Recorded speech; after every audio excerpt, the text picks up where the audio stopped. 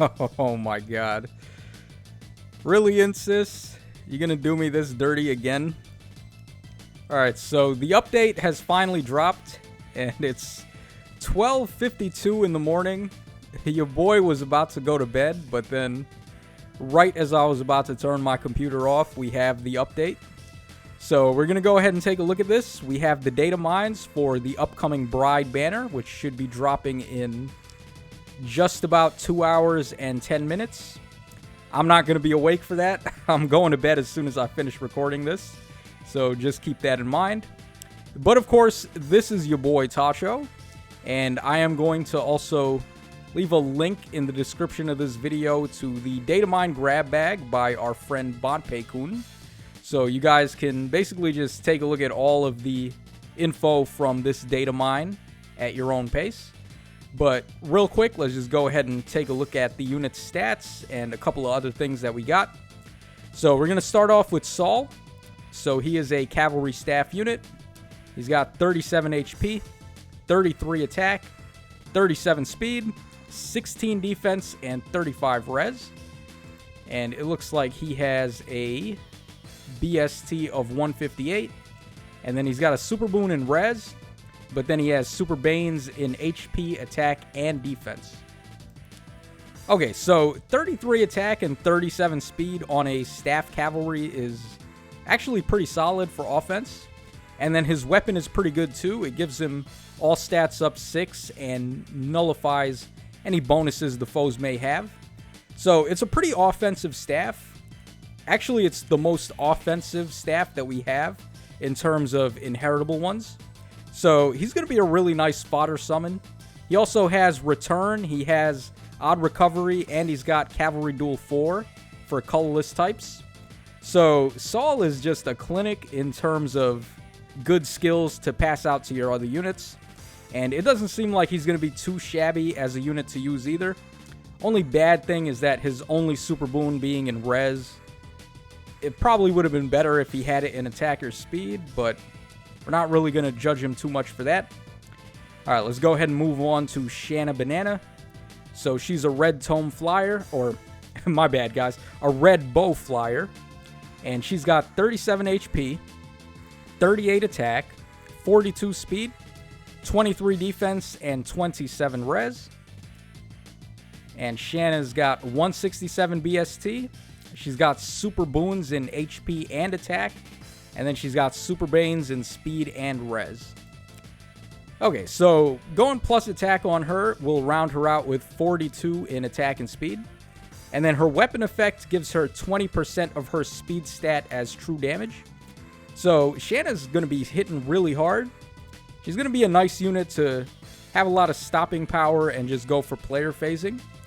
So if you wanted to pull her for that, then definitely go for it.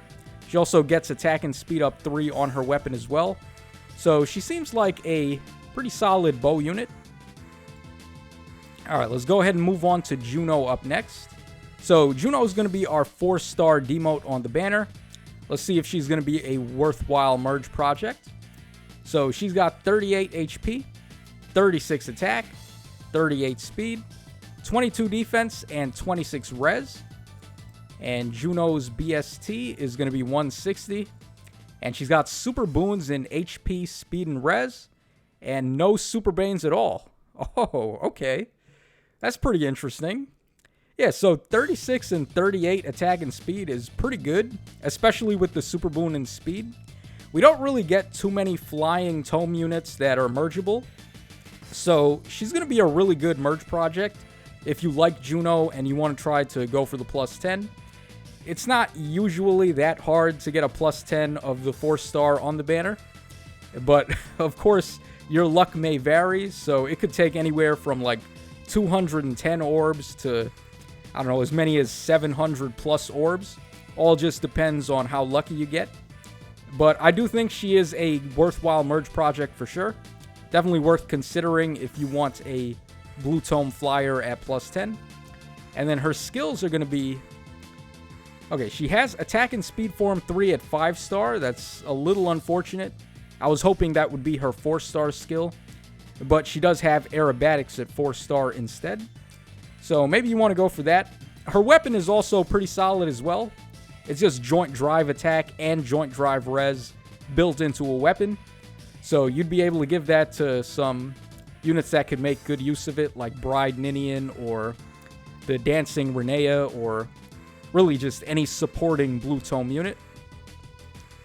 Alright, next up we have our harmonized hero. So we got Catria and Tito, aka Thea. So she's got 40 HP, 40 attack, 41 speed, 28 defense, and 23 res. Alright, let's take a look at their stuff. So BST of 172. Alright, unfortunately they're not telling us... Oh, actually, my bad there. I was going to say they're not telling us like what her BST bonus is going to be from the duo skill, but then I forgot harmonized heroes don't even get that. Okay, so a BST of 172, super boons in attack and speed, surprise, surprise, and then super banes in HP and defense. Alright, so they definitely seem like a solid unit. The only thing I don't like about them is that their weapon effect is a little convoluted, where they're granting triangle attack to units within 2 spaces of them, as well as guidance. But the thing is, like, how easy is it going to be to actually use that? It's good if you can get it to come into play, because it gives your units a brave attack effect. But if you have trouble with positioning, or you're not going to be able to activate triangle attack, then it's going to be real annoying to get the best use out of them. They do have a decent harmonized skill that gives them actually desperation and a guaranteed follow-up attack. So your units will be able to attack twice and attack in a row. And it's only going to activate for FE6 and FE2 characters. So just be aware of that. Whether or not it's better than Byleth's duo skill is up in the air. They also grant attack and speed up 4 as well with Resonant Blades, but their skill is not reusable like Duo Byleth's is. So I might just barely give the edge to Duo Byleth. Also, I feel like that Duo Byleth is probably a better unit overall, being a red tome flyer and having null follow-up built in and all that craziness. But definitely not a bad unit to summon for if you care about resonant battles or anything like that. And finally, we have Zelot, who is going to be our Tempest Trial prize unit. So, another freaking Axe Cavalry. It's like, ever since they gave us that Pledgian Chris, they just realized that there weren't that many Axe Cavalries. So now they're just giving them to us left and right. So this guy's got 41 HP, 37 attack, 25 speed, 39 defense, and 25 res. And Zelot's got a 167 BST, super boons in speed, defense, and res, and then super banes in HP. Okay, so he's got a lot of attack and a lot of defense. Speed is kind of meh. Res is also kind of meh. And then HP is like just barely borderline. They typically like to shaft units on HP nowadays, and then all the additional points go to everything else. So 40 HP is like the baseline. Huh. Is this guy any good? Well, I don't think he has a perf weapon. Let's actually take a look at his stuff. Okay, so his skills are Love Candelabra Plus. So he's got an inheritable weapon. He has Ignis at 4-star, Attack and Defense Form 3 at 4-star, and Drive Attack 2 at 5-star. And his weapon is going to grant Attack and Defense up 4 to allies in 2 spaces during combat. And then if he's within 2 spaces of an ally, he gets Attack and Speed up 4. Alright, so he's getting Joint Drive Attack and Joint Drive Defense on his weapon. Not too shabby for an axe. You could definitely give that to some good axe supporters. Like the Flying Azura, she's not a bad one. Or, I should specify, right? The Flying Axe Azura from New Year. She'd be pretty good with this axe, just to support and dance. But otherwise, I don't really know if you want to build this guy in particular. He's just like a bulky axe cavalry unit. You're probably better off building Wallheart with his weapon effect, as opposed to building this guy who doesn't even have a perf weapon. So just keep that in mind. Alright, so what else do we have to talk about here? Okay, so our Sacred Seals for this round of Tempest Trials, we're getting Res Opening and Blade Session, which is honestly a pretty interesting one. Like, Res Opening isn't the biggest deal. I feel like Res Tactic is probably better, and that's been a Sacred Seal for ages already. So I'm not like the biggest fan of these opening skills, but I still think the Tactic skills are where it's at as far as blue buffs are concerned. But Blade Session, though, this is a really wild one, because the amount of stats you can get from this skill is pretty high if you're able to meet all the conditions. So it's a potential +9 to attack and speed, but you have to have a bunch of your other allies already act during the turn. So it's going to be a little bit tough to get the full bonus from this skill, but if you're able to do it, then you can actually leave a skill like attack and speed solo in the dust with an additional 3 points to attack and speed. Otherwise, though, I think it's going to have some consistency issues, but definitely a welcome seal, and I would like to see the other seals or Shield Session get added as a Sacred Seal as well in the future, just to see like some more variety in these Sacred Seal skills, because it seems like they started doing the opening skills, and well, actually I think we had attack opening for a while. I think I'd have to double check. I don't remember how many other openings we've had, but they started doing the form skills as Sacred Seals, so it's nice to see that they're open to doing different types of skills for the seals now.